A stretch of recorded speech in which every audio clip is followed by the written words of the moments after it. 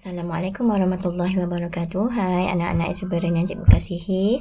Hari ini kita teruskan pembelajaran fizik tingkatan 5 KSSM bab 1 daya dan gerakan 2, di mana hari ini kita akan fokus kepada subtopik 1.3 iaitu berkaitan dengan keseimbangan daya.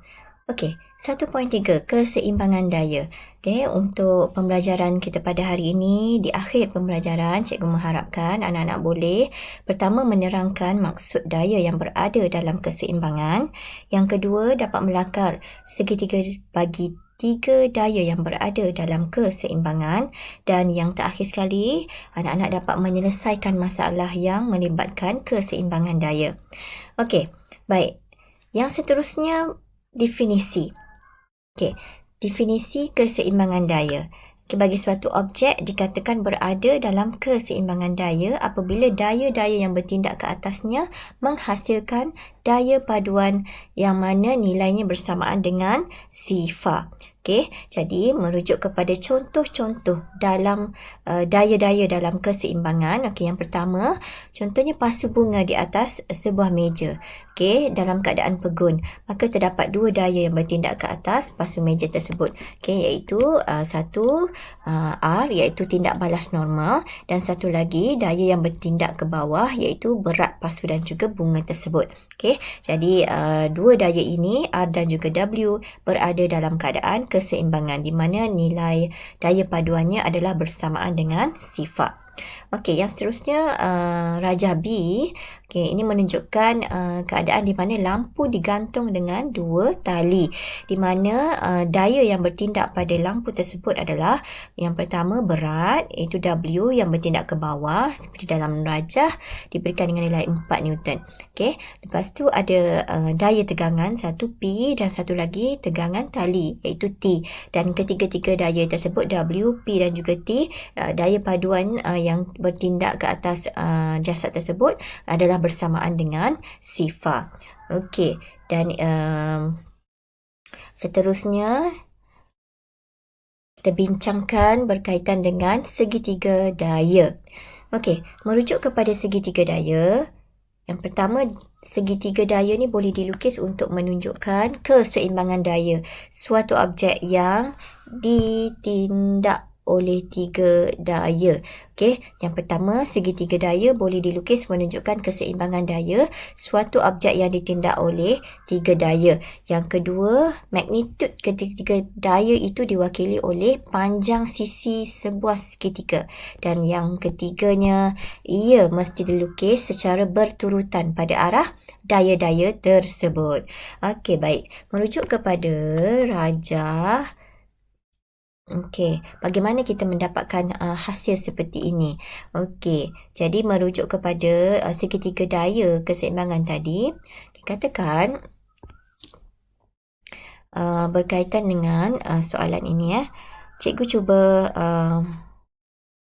mencari suatu segitiga. Jadi kita kena menggunakan daya-daya yang terdapat. Okey, katakan cikgu unjurkan garisan ini. Jadi ini mesti lagi merujuk kepada P. Ini mesti lagi merujuk kepada P. Dan satu lagi daya supaya ia menjadi sebuah segitiga iaitu W. Okey, di mana kalau cikgu tutup di sini. Okey,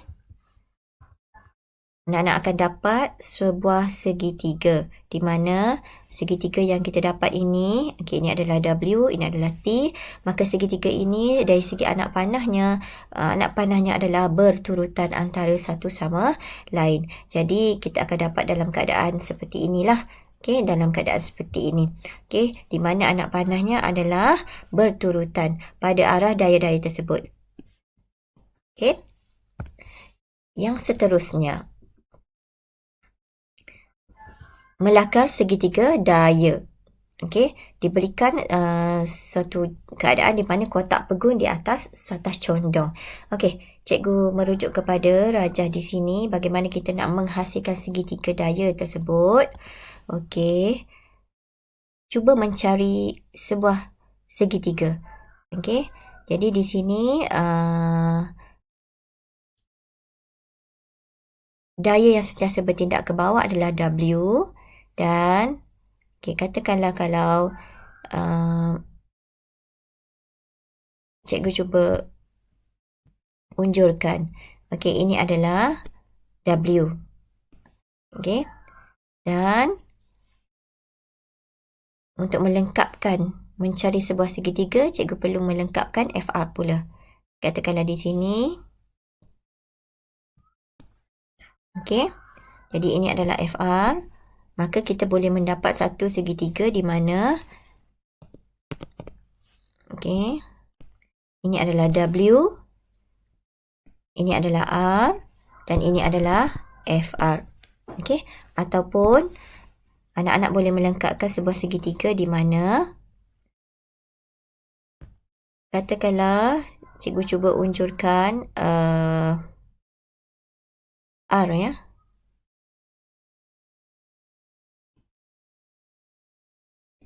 Okey, FR dah ada. FR sudah ada.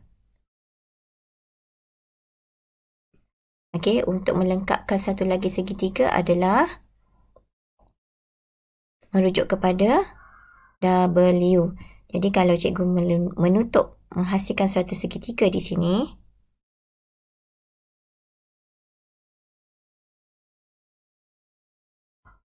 okey. Ini merujuk kepada W. Ini adalah R dan ini adalah FR. Okey, maka di sini juga kita boleh hasilkan suatu segitiga keseimbangan daya. Okey, kalau merujuk kedua-dua rajah ini, anak panahnya adalah dalam keadaan berturutan antara satu sama lain. Okey, yang seterusnya merujuk kepada rajah yang kedua. Okey, katakanlah ini adalah suatu keadaan di mana bingkai gambar yang digantung dengan tali, di mana W itu adalah berat gambar dan bingkai, manakala T pula adalah tegangan tali. Okey, baik. Bagaimana kita nak menghasilkan sebuah segitiga keseimbangan daya? Okey, kita ada W. Cuba unjurkan W. Okay, ini adalah W. Okey, cari sebuah segitiga. Jadi, katakanlah kita kekalkan satu, contoh T1 sini, ini adalah T2. Kita melengkapkan rajah T2. Okey, kita ambil T2. Kita cuba melengkapkan rajah T2. Okey, jadi ini adalah T2, cikgu. Okey, jadi kalau ikutkan, kalau anak-anak boleh lihat segitiga ini, T1 menuruti W dan menuruti T2. Jadi sudut di sini adalah 2 kali alfa lah. 2 alfa. Okey, jadi ini adalah sebuah segitiga keseimbangan daya. Okey, dan yang ketiga pula, bagi satu keadaan di mana kapal kontena yang ditarik oleh 2 buah kapal tunda dengan halaju seragam. Okey, jadi ini adalah melibatkan halaju seragam. Okey, cikgu ambil daya di sini. Tadi tak ada R. Okey, ini adalah R. Okey, ini adalah T1 contoh. Ini adalah T2. Katakan kita nak melengkapkan T2. Okey.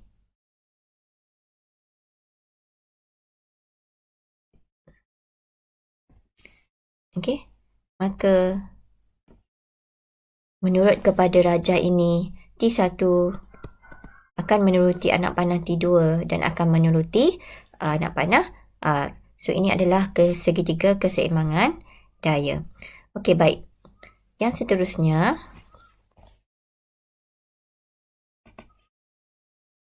kita merujuk kepada penyelesaian masalah yang melibatkan keseimbangan daya. Okey, contoh yang pertama, rajah menunjukkan sebuah lampu yang digantung dengan 2 utas tali, di mana T 8 Newton, tegangan tali 8 Newton pada sudut 60 darjah seperti yang ditunjukkan. Dan kita nak menghitung tegangan tali, P dan juga berat lampu. Okey, baik. Ada 2 kaedah. Yang pertama, kita merujuk kepada kaedah leraian daya. Jadi, untuk merujuk kepada kaedah leraian daya, daya ini perlu dileraikan kepada Tx iaitu mengufuk, dan juga Ty iaitu menegak. Jadi bila lampu itu berada dalam keseimbangan, dinyatakan daya paduannya adalah bersamaan dengan sifar. Jadi di sini untuk merujuk kepada leraian daya, okey. Leraikan daya yang bertindak di sini kepada dua aksi iaitu X dan juga Y. Okey, di mana ini adalah merujuk kepada TX, ini merujuk kepada TY, di mana TY adalah T sin theta dan TX pula adalah T cos theta. Jadi untuk merujuk kepada soalan yang pertama tadi, mencari tegangan tali P.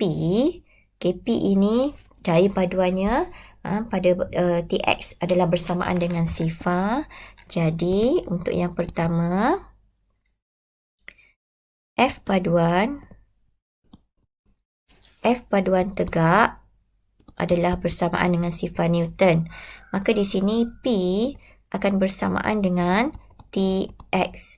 Jika TX itu adalah T cos theta, maka 8 cos dengan 60 darjah. Okey, bersamaan dengan, okey,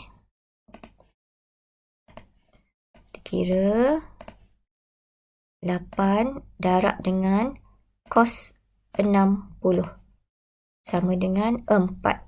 Okey, jadi jawapannya adalah bersamaan dengan 4 Newton. Okey, jadi ini adalah untuk tegangan tali P. Sekarang kita mencari berat W, iaitu berat lampu iaitu W, di mana kalau merujuk kepada di sini W adalah bersamaan dengan TY. Di mana W sama dengan TY apabila ia berada dalam keseimbangan. Apabila daya paduan jadi sifar, maka F paduan tegak sama dengan 0 Newton. Maka kita akan dapat W sama dengan T sin theta, di mana T 8 sin 60 darjah, maka 8 sin 60. Okey, 8 darab dengan sin 60 adalah bersamaan dengan 6.93. Okey, 6.93 Newton. 6.93 Newton. Okey, baik. Yang seterusnya, untuk kaedah yang kedua, iaitu kaedah segitiga daya berskala. Okey, sekarang kita akan menggunakan skala. Pilih skala yang betul. Lepas tu kita akan lukiskan garis menegak ke bawah yang mewakili W dan garis mengufuk ke kanan yang mewakili P, dan di mana garis tersebut akan membentuk sebuah segitiga. Dan akhir sekali kita akan hitunglah untuk mencari magnitudo daya tersebut. Okey, sekarang diberikan satu skala 1 cm mewakili 2 Newton. Kita ada satu keadaan di mana 8 Newton dan juga pada sudut 60 darjah. Jadi okey, katakanlah ini adalah suatu permukaan, ya. Okey, pada sudut 60 darjah. Cikgu bukakan pada sudut 60 darjah. Okey, ini adalah pada sudut 60 darjah. Okey, dan di mana diberikan 8 Newton daya yang dikenakan. Jadi 1 cm mewakili 2 Newton. Jadi cikgu akan mengunjurkannya kepada 4 cm. Okey, kepada 4 cm. Jadi 1 cm, 2 cm, 3 cm, 4 cm. Okey. Jadi ini adalah 8 Newton cikgu dengan nilai 4 cm. Okey, dan pada sudut 60 darjah. Okey, sekarang dah dapat dengan 8 Newton. Jadi sekarang cikgu cuba melengkapkan segitiga tersebut. Okey, gariskan dulu.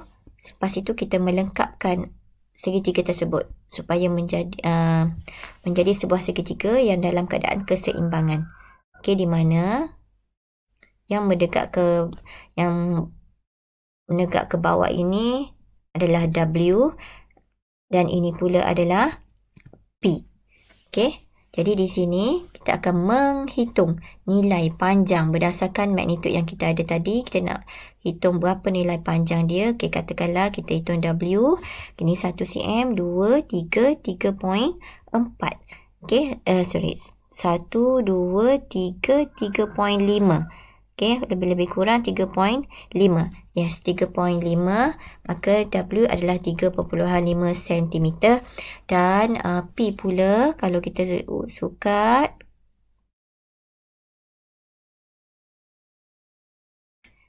okey, 2.0 cm.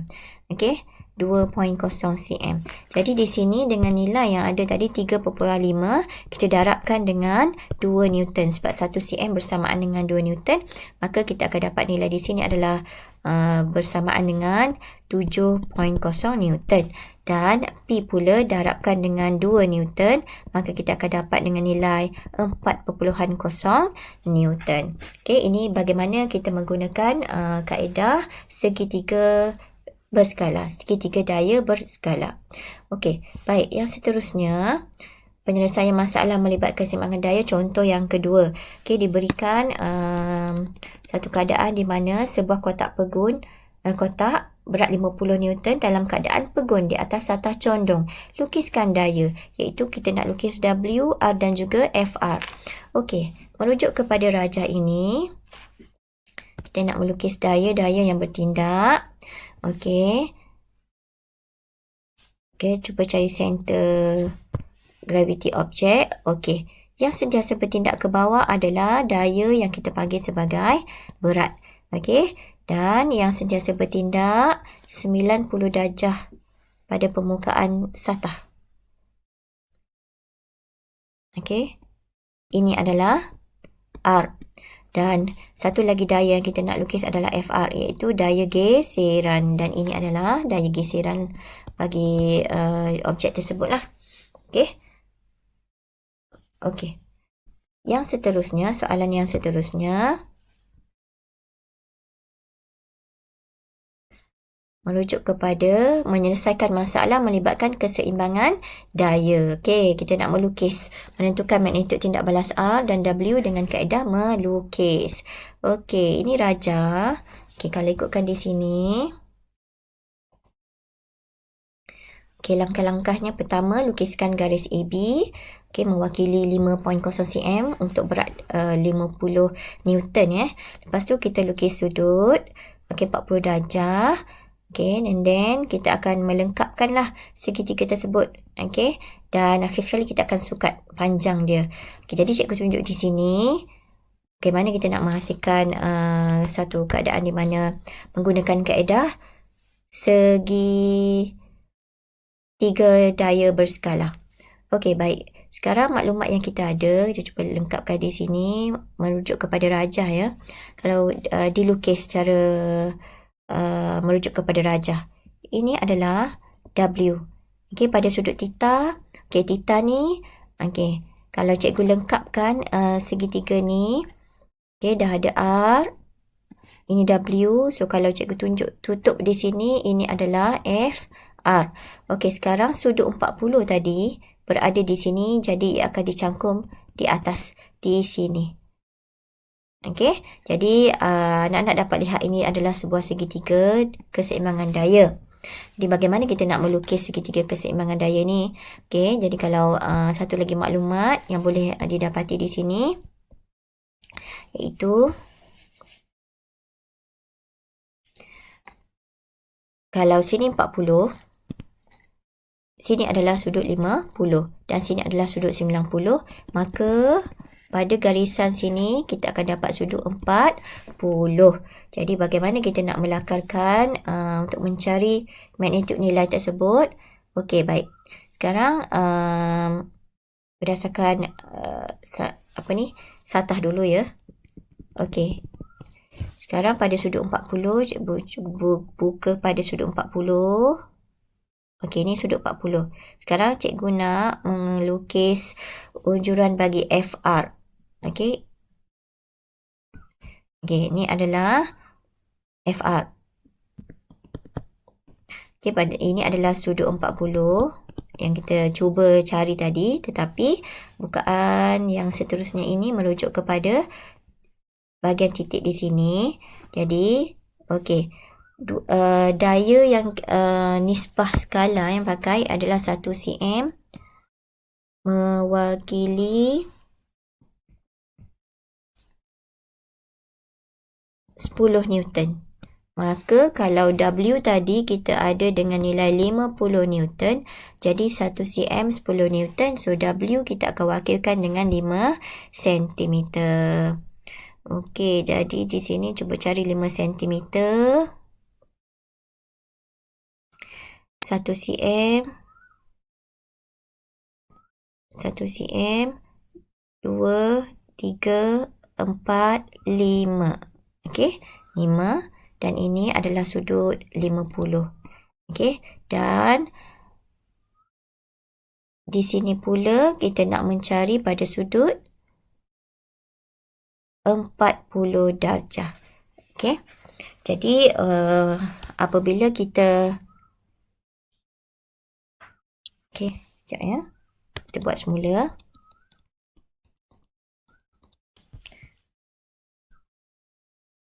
Okey. Pada sudut 40 darjah.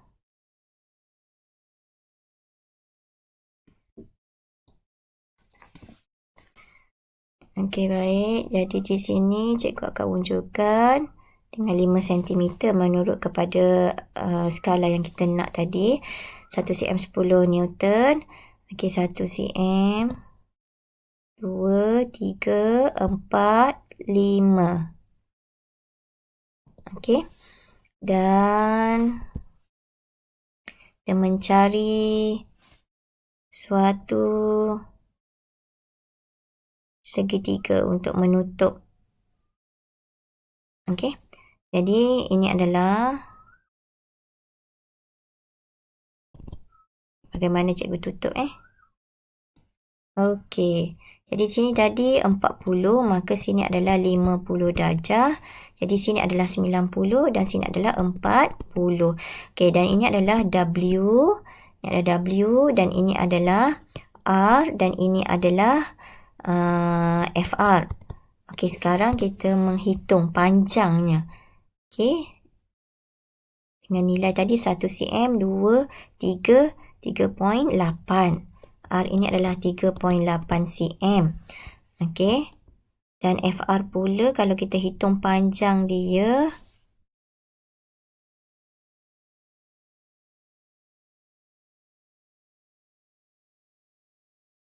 Okey. Kalau itu panjang, letak betul-betul.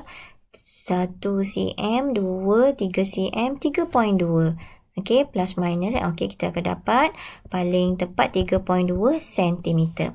Okey, jadi di sini disebabkan 1 cm 10 Newton, maka nilai R adalah bersamaan dengan 38 Newton. Manakala untuk R pula, FR pula 32 cm, maka kita akan dapat 32 Newton. Okey. Baik, jadi ini adalah mengikut keseimbangan segitiga daya berskala. Sekarang bagaimana kita menyelesaikan mengikut kiraan pula. Okey, diberikan satu keadaan, maka kita nak menghitung daya normal R dan juga FR. Okey, kalau rujuk rajah, okey, R adalah bersamaan dengan W cos 40 dan FR pula adalah bersamaan dengan W sin 40. Jadi R kita boleh samakan dengan W cos 40, maka W tadi 50 cos 40 darjah. Jadi kita hitung dengan nilai 50 darab dengan cos 40. Okey. Kita akan dapat dengan nilai 28.3 sama dengan 38.3 Newton. Okey, ini adalah kiraan untuk R. Okey, sekarang kita cuba kira untuk FR. Di mana untuk FR ini, FR adalah bersamaan dengan W sin 40. So, W 50 sin 40 bersamaan dengan, okey, jadi kalau kita hitung 50 darab dengan sin 40, maka ia adalah bersamaan dengan 32.14. 32.14 Newton. Okey, jadi di sini kalau merujuk kepada apakah nilai yang kita dapat tadi. Okey. Okey, baik. Nak lihat. Okey, R kita dapat dengan keadaan 38 Newton. Tapi menurut kiraan kita dapat 38.3. Okey, tak ada masalah tu. Okey, nilai hampir. Dan FR pula kita dapat 32 Newton. Jadi menurut kiraan kita dapat 32.14 Newton. Jadi ini adalah mengikut dua kaedah lah. Satu kaedah segitiga daya berskala dan satu lagi menggunakan leraian daya. Okey. Okey, yang akhir sekali, contoh yang ketiga.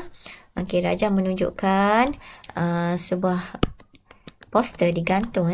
Lukiskan segitiga daya. Okey, merujuk kepada Raja. Cikgu besarkan Raja. Kita melukis segitiga daya. Okey, baik. Sekarang apa-apa pun merujuk kepada Raja ini ada W. W ini kita unjurkan. So, dia ke bawah. Okey, ini W. Dan kita ada, okey, katakanlah ni T1, ini adalah T2. So, kita tutup supaya kita menghasilkan sebuah segitiga. Jadi, cikgu ambil T2 lah untuk menutup. Jadi, cikgu sambung di sini.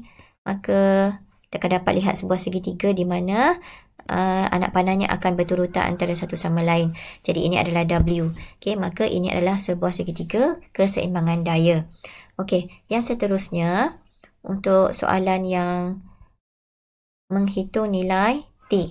Hitung nilai T. Okey, baik. Dalam rajah tadi, okay, kalau cikgu lukiskan semula, okay, kita ada W.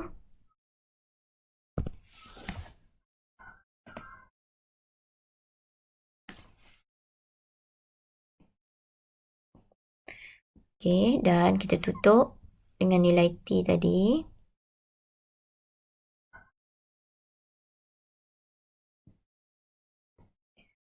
Okey, sekarang cikgu cuba tunjukkan pada anak-anak iaitu di mana sudut sini akan jadi 70. Okey, segitiga ada 180, maka sini kita akan dapat nilai sudut di sini adalah 55 darjah. Okey, 55 darjah. Jadi di sini kita cuba keluarkan maklumat lah berkaitan dengan nilai sudut ni menggunakan hukum sinus. Iaitu ini adalah A dan ini. Okey, sekejap ya.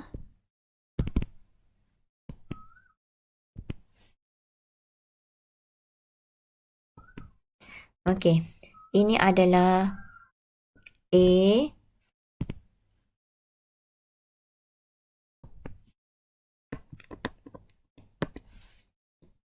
Ini adalah sudut A. Okey, ini adalah B. Ini adalah sudut B. Ini adalah C. Ini adalah sudut C. Jadi A tadi dengan nilai kita dah ada. Iaitu bersamaan dengan 12 Newton. Okey, 12 Newton. Maka di sini hukum sinus. Kita akan menggunakan T per dengan.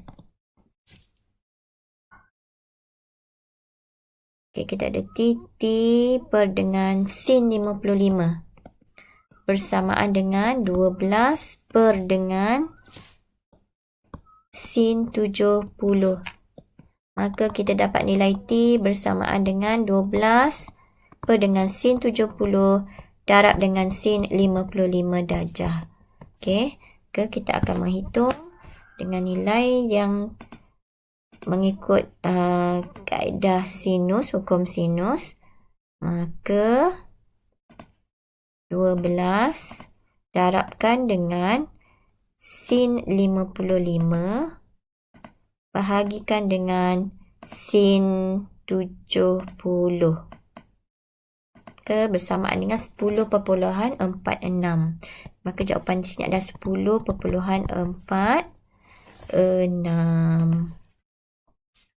Newton.